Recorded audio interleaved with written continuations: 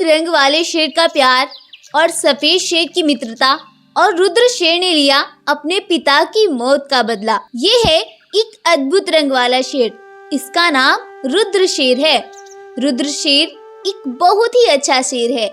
रुद्र शेर का एक दोस्त भी है जो कि सफेद रंग का एक शेर है और उसका नाम वीरू है। वीरू और रुद्र शेर बचपन के दोस्त हैं और इनकी दोस्ती बहुत ही खास है। रुद्र और वीरू शेर बचपन से ही एक दूसरे का साथ देते आए हैं और साथ ही रुद्र शेर और वीरू जंगल के सभी जानवरों का भी बड़े ही अच्छे से ख्याल रखते हैं और इसी तरह से जंगल में सभी की जिंदगी मजे से कट रही थी। एक दिन राजा रुद्र शेर और उसका मित्र वीरू शेर जंगल में शिकार करने के लिए जाते हैं और वहां जाकर वह देखते हैं कि वहां पर कुछ बाघों ने एक शेरनी को घेरा हुआ है।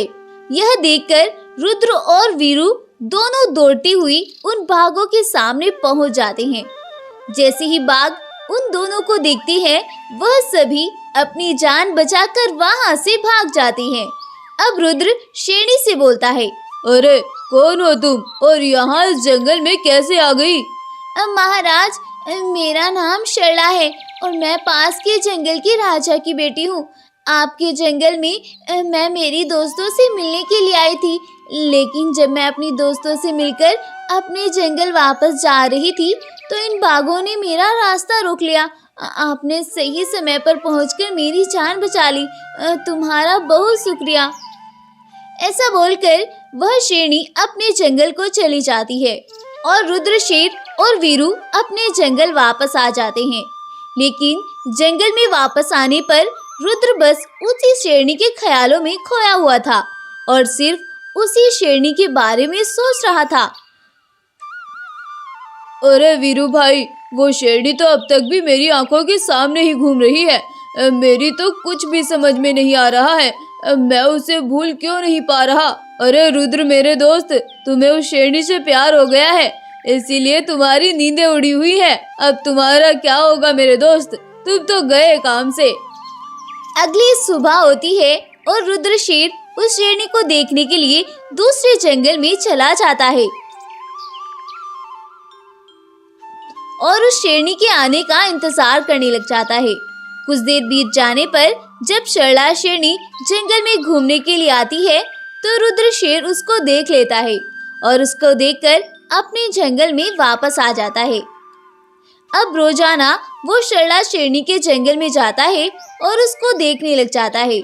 ऐसे ही कई दिन बीत जाते हैं और एक दिन रुद्र शेर हिम्मत करके शरला शेरनी से बात करने के लिए उसके पास चला जाता है और उससे बात करते हुए वह बोलता है,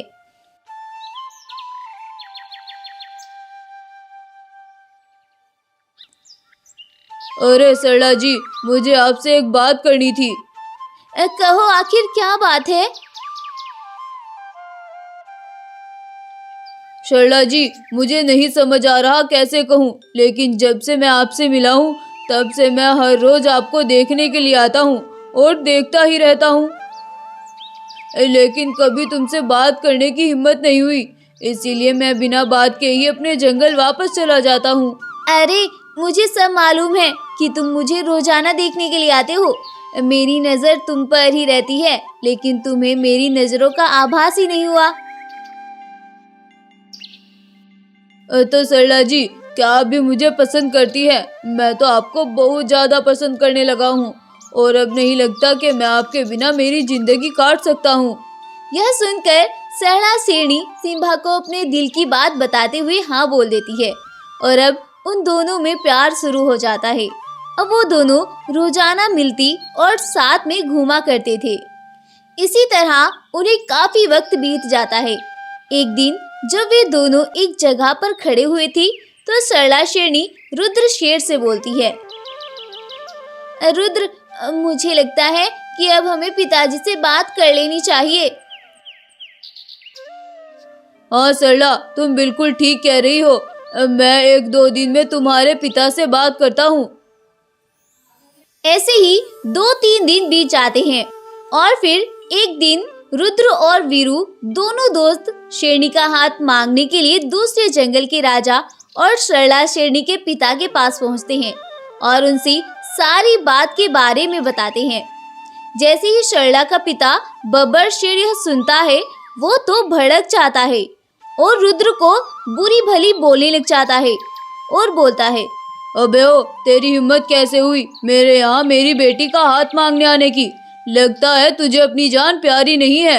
तूने कैसे सोच लिया कि मैं मेरी बेटी का हाथ अपने सबसे बड़े दुश्मन के बेटे के हाथ में दे दूंगा?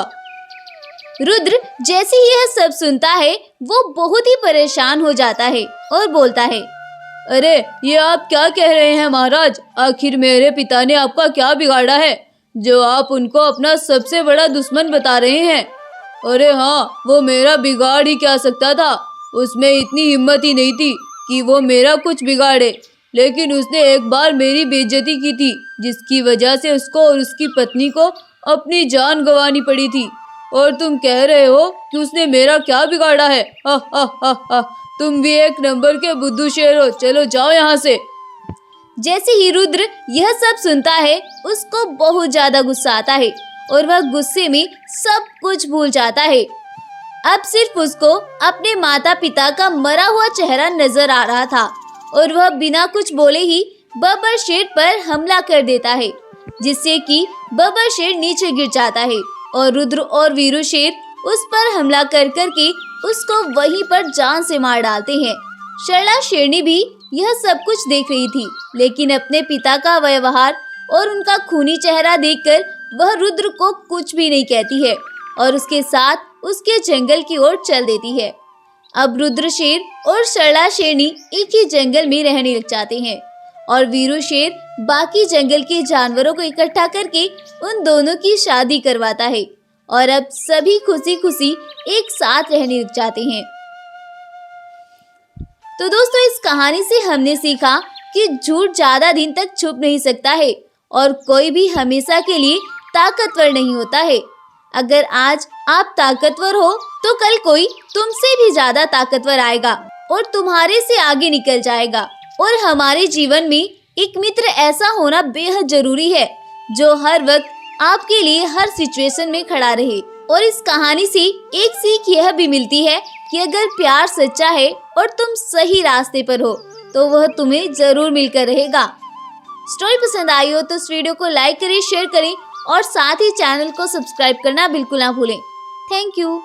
जंगल में बब्बर शेर अपनी पत्नी दिव्या शेरनी के साथ रहता था।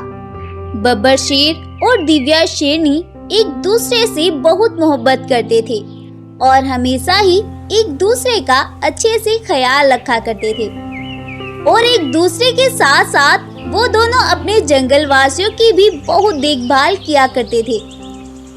ऐसे ही दिन बीत रहे थे। एक दिन शाम के टाइम ना जाने किसने बब्बर शेर का कत्ल कर दिया।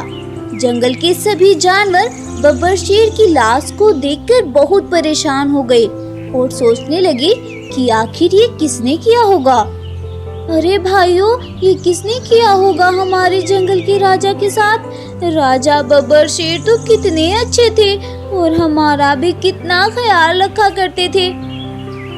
कुछ इस तरह से सभी जानवर बब्बर शेर की मौत का शोक मना रहे थे, लेकिन शेरनी और जंगल का कोई भी जानवर उस कातिल का पता नहीं लगा सका। शेरनी बेचारी बब्बर शेर के मरने पर बहुत परेशान और चुप चुप रहने लगी थी और साथ ही शेरनी अब माँ भी बनने वाली थी। वह बेचारी अब बहुत अकेली हो गई थी, इसीलिए अब वो अपने बच्चों के आने का बहुत ही बेसब्री से इंतजार कर रही थी। आखिर वो दिन भी आ ही गया जब शेरनी ने दो बहुत ही खूबसूरत बच्चों को जन्म दिया और शेरनी ने उन दोनों भाइयों के नाम भी वीरू और शार्दुल रखे। वीरू गोल्डन रंग का और शार्दुल नीले रंग का शेर था। उन दोनों भाइयों के नाम रखते ही शेरनी ने अपने दम तोड़ दिए, क्योंकि शेरनी बब्बर शेर की मौत के बाद बहुत कमजोर हो गई थी। इसीलिए वह इस दर्द को सहन नहीं कर पाई और उस बेचारी ने उनको जन्म देते ही अपने दम तोड़ दिए। शेरनी के दोनों बेटे अपनी माँ को ऐसे मरा हुआ देखकर बहुत परेशान हो गई और वीरू को तो जैसे अपनी माँ के जाने का सदमा लग गया और अब वह पूरा टाइम बस अपनी माँ को ही याद करता रहता और पूरा टाइम बस रोता रहता। उसका भाई सिम्बा से हमेशा ही समझाता।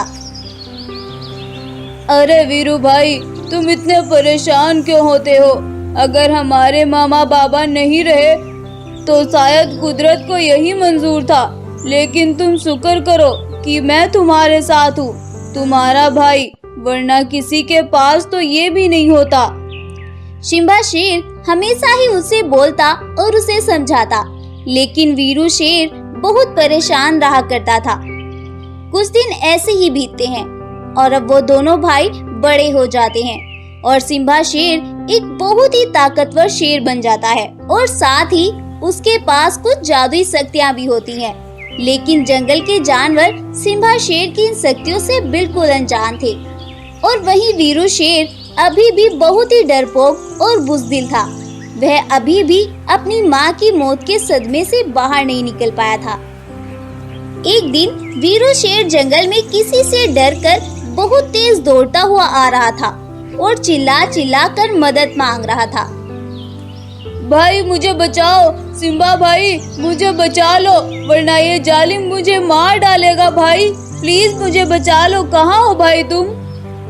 सिम्बा शेर भी पास में ही एक पेड़ के नीचे खड़ा हुआ था।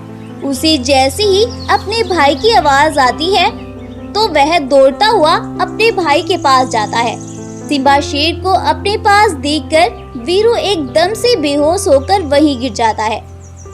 अपने भाई को बेहोश देखकर सिम्बा शेर बहुत परेशान हो जाता है और वह उसे लेकर अपनी गुफा में आता है। जंगल के जानवरों को जब वीरू शेर की तबीयत का पता चलता है, वो सभी भी उनकी गुफा पर ही इकट्ठा हो जाते हैं और वीरू शेर के होश में आने का इंतजार करने लगते हैं। इसी बीच बब्बर शेर का दोस्त बाघ उन दोनों भाइयों से मिलने आता है। उस बाघ के आते ही वीरू भी होश में आ जाता है और जैसे ही वह बाघ को अपनी गुफा पर देखता है, वह सिम्बा के पीछे जाकर छिप जाता है।